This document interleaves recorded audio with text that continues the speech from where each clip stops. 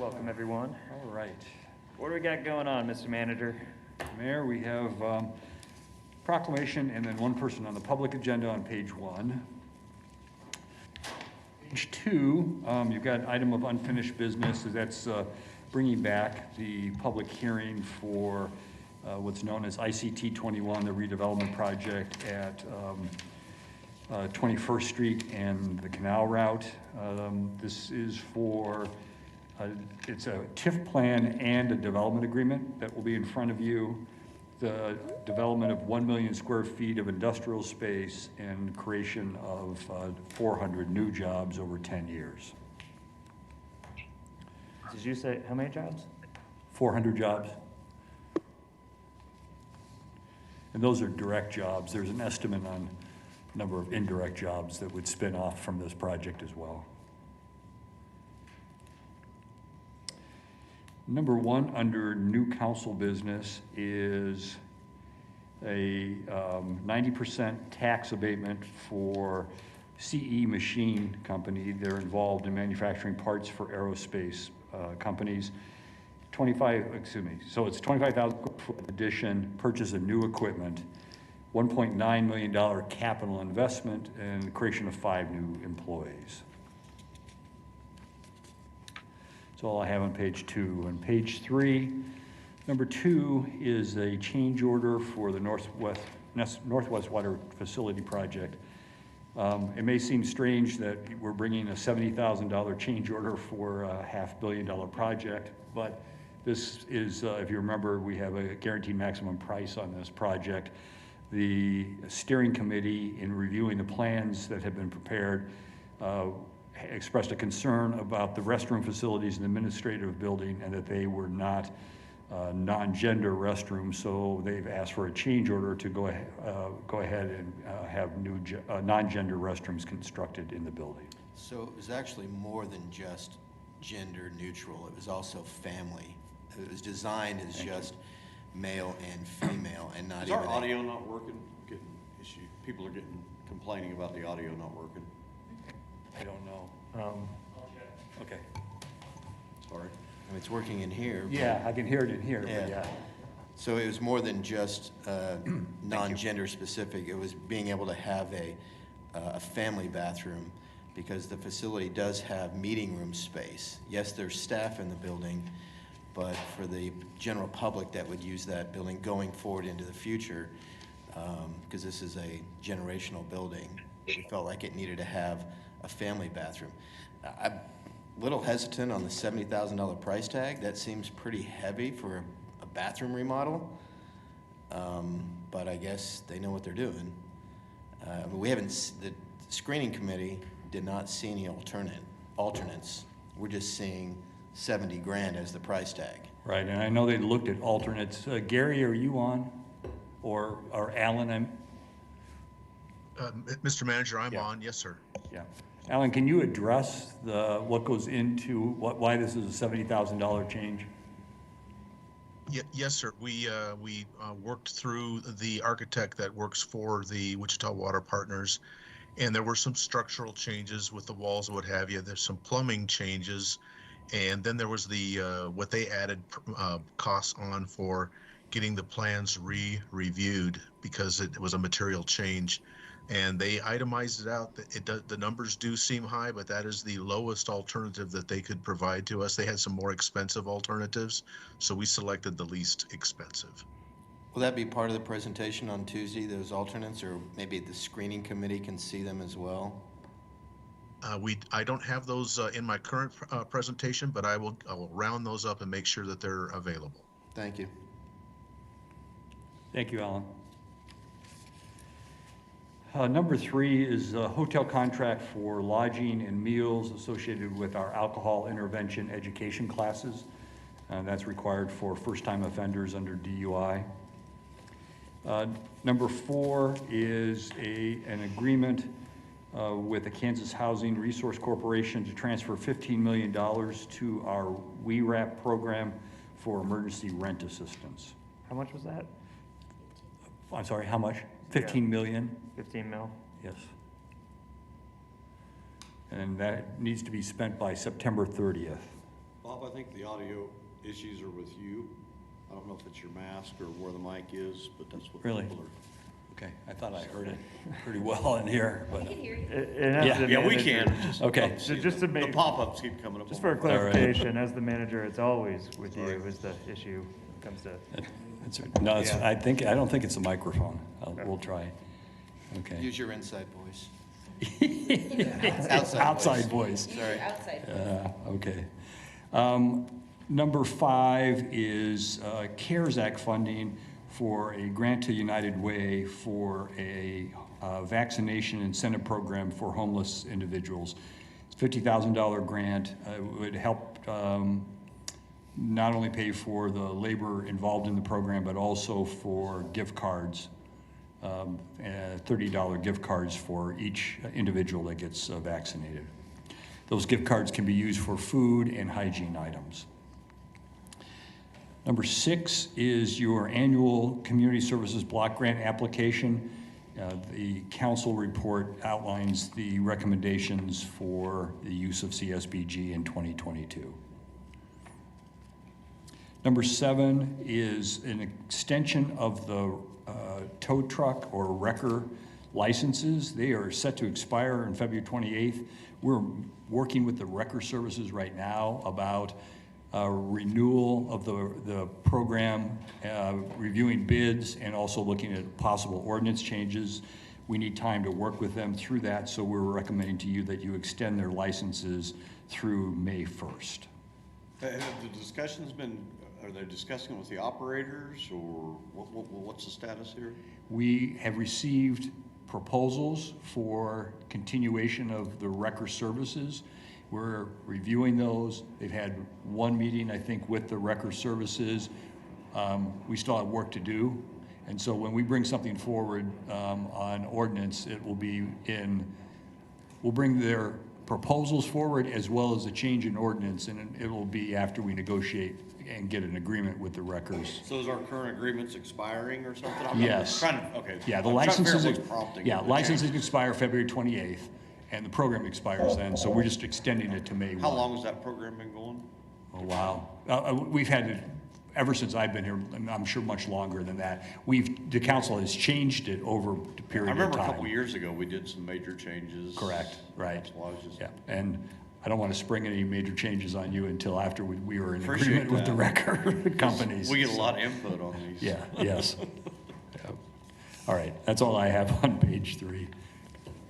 I think I learned my lessons after a while. So.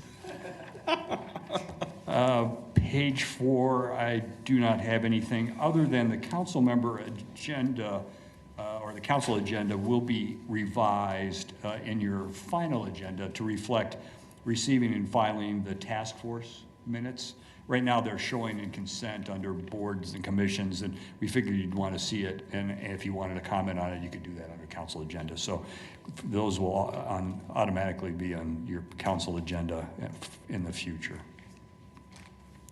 On page 5, item 3B, this is an engineering services supplemental agreement for design, modeling, and construction administration for the booster pump station, what we call the Maple Booster Pump Station, and then also for additional construction administration services for the Southeast Booster Pump Station. It's a large project.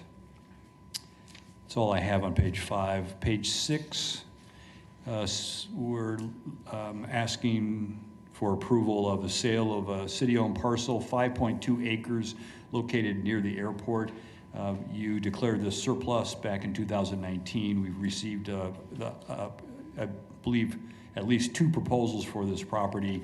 The high was $630,000, and we're recommending approval of that. Is this a different party purchasing it than what you previously discussed with us? No, it's just they have multiple partners. Okay.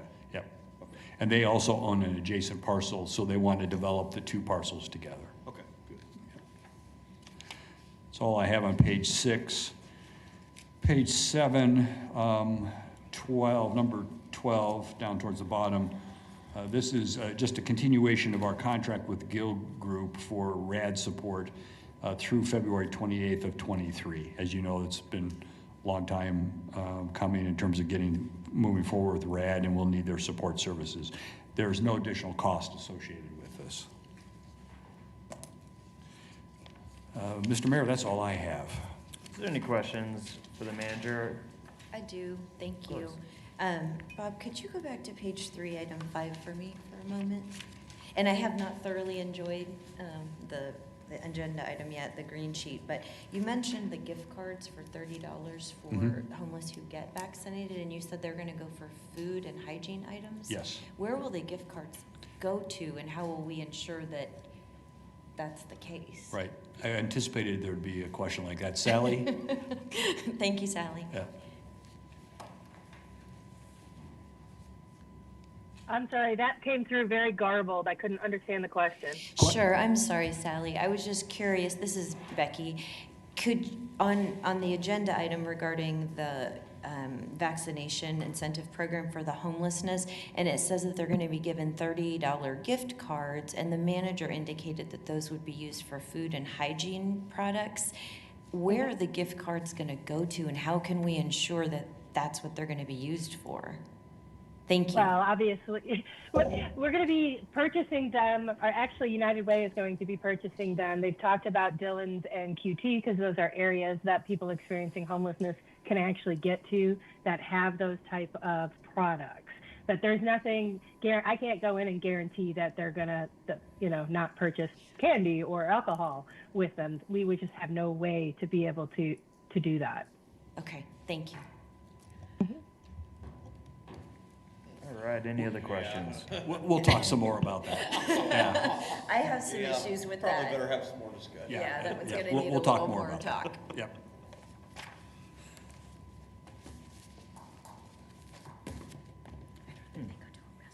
All right, anything else on the agenda? Subway. If not, I think we, Oh, good. Yeah, Marley wants to give you the weekly update on what's happening in Topeka. I understood. Thank you, guys. I understood we took a big step backwards in our legislative affairs this week. Can someone get the knife out? Right there. And Go ahead, Marley, I'm sorry. Okay. Thank you, Mr. Mayor and Council. Major issues this week include the override of the governor's veto of the congressional redistricting maps and the passage of the Apex bill. On the joint legislative agenda with the city, county, and chamber, the bill for the aviation tax credit did come above the line in the Senate, but they did pass over it because of some amendments. As I stated, the Apex bill did pass. The governor signed it on Thursday, and shortly after the State Finance Council met and authorized the Lieutenant Governor / Secretary of Commerce to make an offer to the company that is looking to locate in the state. On the tax policy front, the Senate Tax Committee did pass the sales tax, state sales tax repeal on food.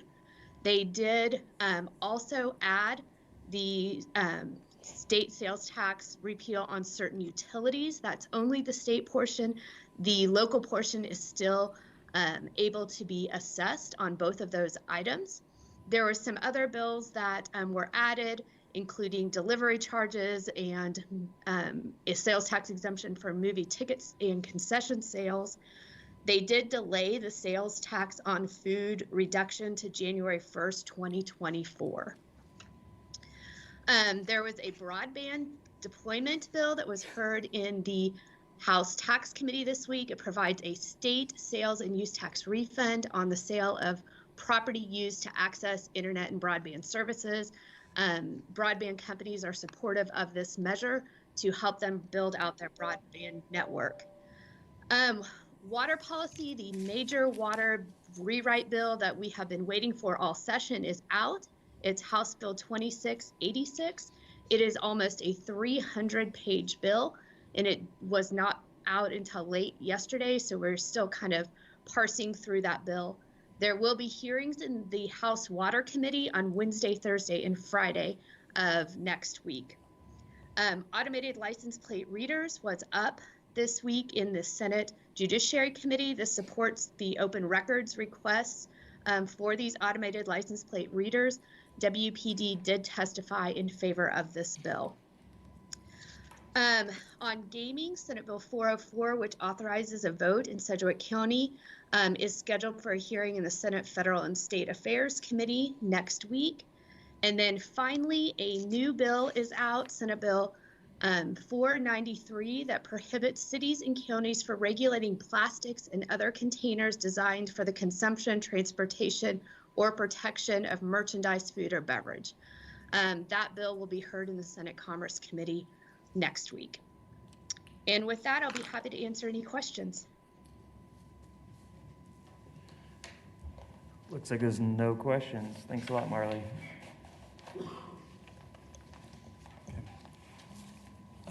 So Mayor, this week's or this month's presentation is from Mike Maida with IT, and I thought it would be topical for him to discuss some of the challenges that we're having with cybersecurity and some of the actions we're taking to keep our systems safe. So with that, I will turn it over to Mike. All right.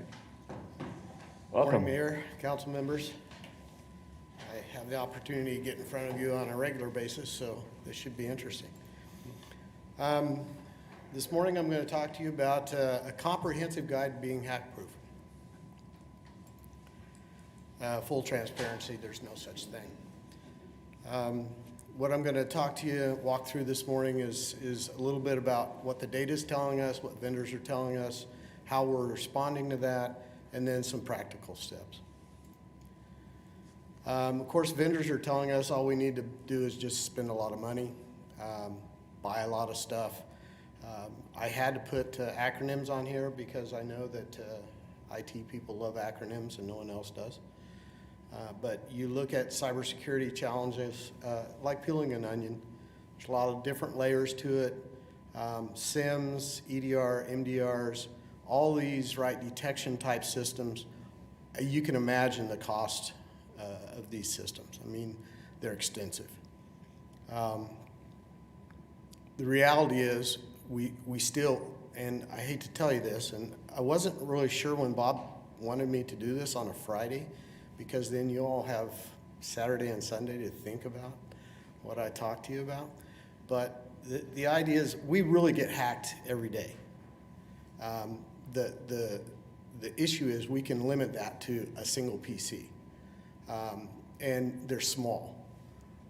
So it's not, when they say it's not if, it's when, that's really true. But the real issue is to what extent.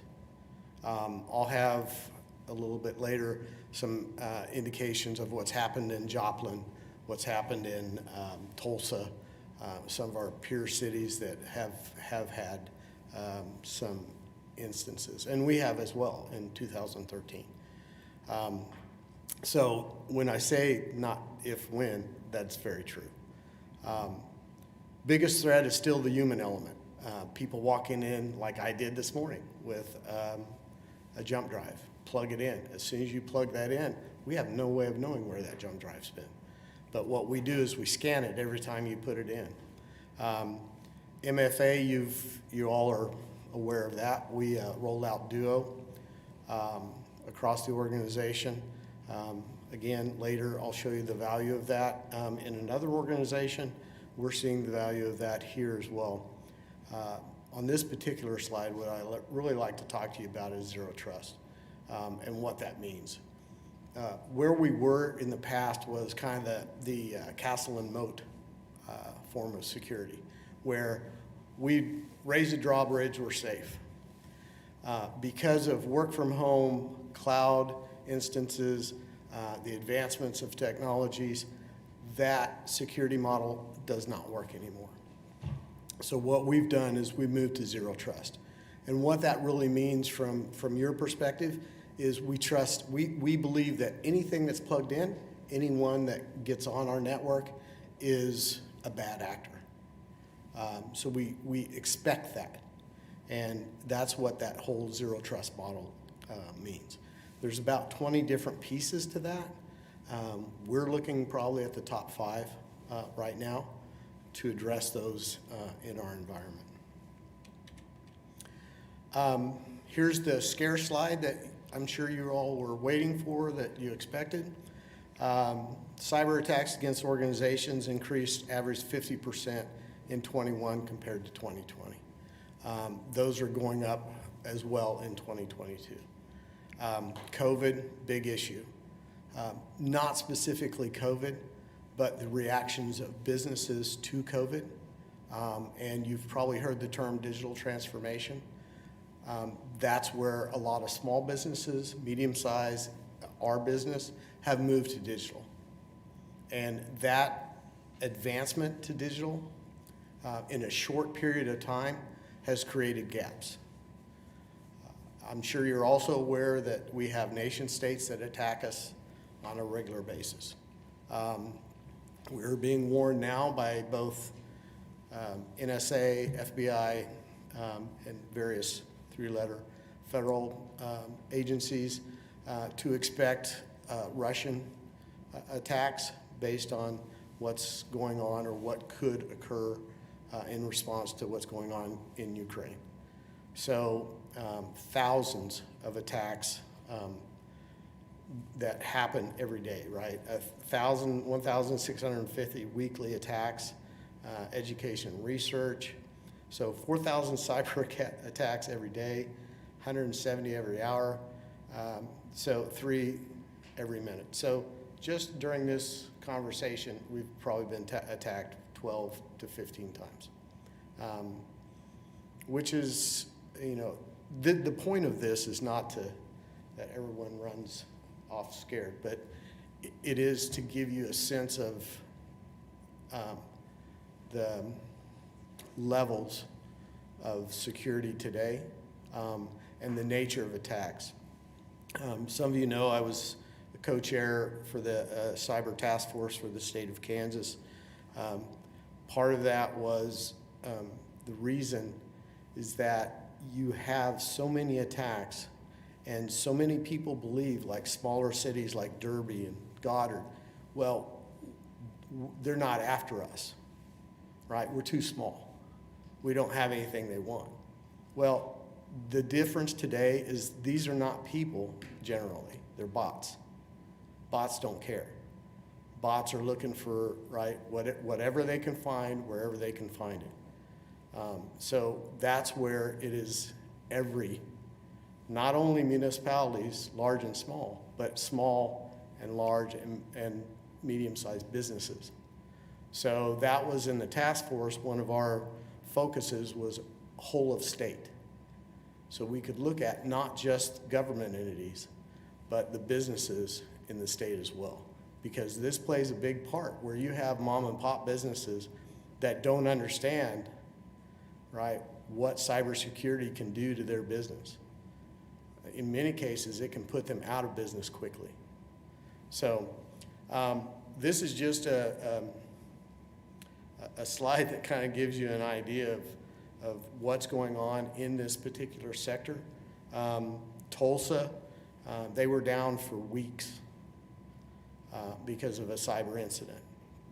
Joplin, it was days.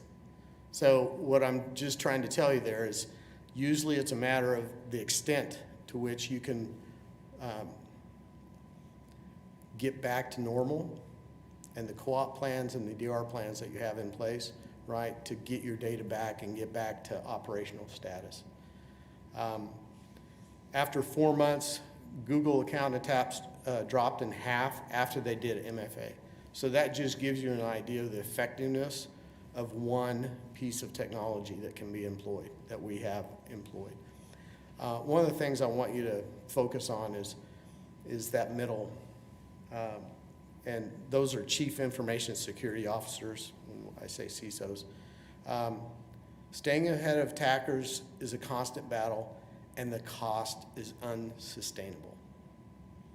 And that's really where I'm at and where we're at as a city is we cannot spend enough money. There's not a way. So what we have to do is think about how do we respond with the resources that we have and the money that we can either get through grants or that we can allocate through operational funds. First line as an open meeting, I'm not going to get into specifics. I hope you all understand that. It's not because I don't know. It's because I don't want others to know and to give them, right, give bad actors intel freely is not something that I'm willing to do. Buying a lot of hardware and software, not the answer. It's not sustainable. Train and implement, we do that. That's why we send out phishing attacks to our own folks, and you all have seen those. And there's a reason behind that. Not only here, but at home and other places, right? They get used to saying, wait a minute, that doesn't look right. And that's kind of where we want to be. We train and implement new tools, but a lot of times it's hard for staff, right? IT here, a lot of people compare it to what they do at home. Well, I have my PC, I don't have to do MFA. Yeah, well, you have one PC. We have thousands. And each of them have multiple platforms that we have to check. So you can imagine with 100 locations, thousands of devices, we have a large footprint. And it has to be, right, we have to try and keep it as secure as possible. So very challenging. Budgets, we don't have the budgets. You look at Tulsa, they have a lot more implementation than we do. Still got hacked. Now I think we've done a really good job, especially since even the 13 breach that we had, we knew of that vulnerability. But we couldn't because of contracts, which is why we've gone to using our own contract now. Because of contracts, we couldn't force the vendor to fix it. And it was on a system that we had to use. So we're looking now at a lot of partnerships. I want to talk to Bob about some opportunities that we might have with software as a service. We cannot hire enough folks in this vein. As you can imagine, hiring into a municipal structure is challenging, especially in the security, because the demand for that skill set is exceptionally high. So we train our own. We're looking at maybe software as a service where we can outsource some of those types of things and get the value that we could not get otherwise. Partnering with WSU, Friends, CISA, which I'm sure most of you are aware of through the federal government. They've really ramped up their applications a lot. We'll have a representative dedicated to Kansas that will provide us with some free research. They can do attacks, they can give us some planning. So there's a lot of resources there that we'll take advantage of. Not the only thing we want to do, but part of what we need to do. And again, additional budget and human resource. At some point, just because of our digital footprint, we're probably going to have to think about that. Practical steps. You different everything as it relates to digital security is based on risk. So we determine what's our high value assets, and what do we have to protect, and those are in a priority basis, we protect those items. Again, partnerships with various entities, and we'll be working like next week. Actually, tomorrow we meet with the cybersecurity wing at McConnell, and so in the idea being, if we have an event, we have an MOU in place with them that we could utilize those resources. Just some of the things with the cybersecurity task force, vision and planning, coordination, collaboration, cyber incident disruption and response, that's kind of the key one. Workforce development, I think, is important as well. Met with the governor 2 weeks ago.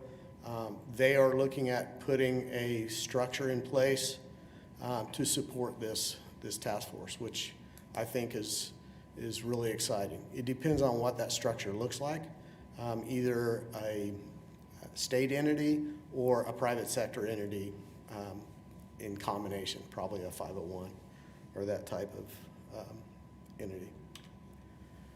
So with that, I know cybersecurity is probably not high on your list of exciting things to talk about, but hopefully I've given you a chance to kind of see where we're at and some of the issues that might come up, but I'm happy to take any questions that you might have about our response, cybersecurity in general, or anything else that you might have questions about. And I understand, right? In many cases, it's kind of a black box, and you prefer it to be that way, and I'm okay with that, right? That's my job, so, or part of my job. Questions? I just wanted you to get just a brief exposure because this has escalated so much in the last 5 years that it really, it's changed a lot of the focus in terms of our IT operations and what Mike and his staff have to be worried about and have to work on. And so we've devoted a lot more resources, both time and dollars, into it. And as Mike said, we'll never be able to buy ourselves into 100% security. But, you know, I know at times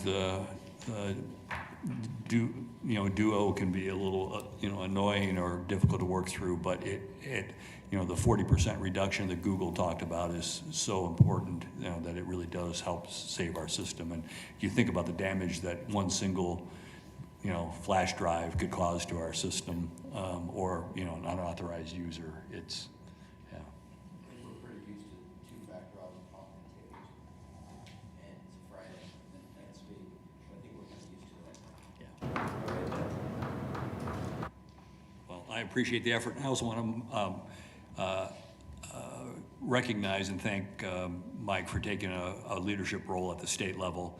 Obviously, the state has benefited from his knowledge, and we get to benefit from what they did in the task force as well. So, thanks, Mike. Mayor, that's all we've got. All right, anything else for the good of the body? If not, everyone have a great weekend. Thank you. See you all on Tuesday.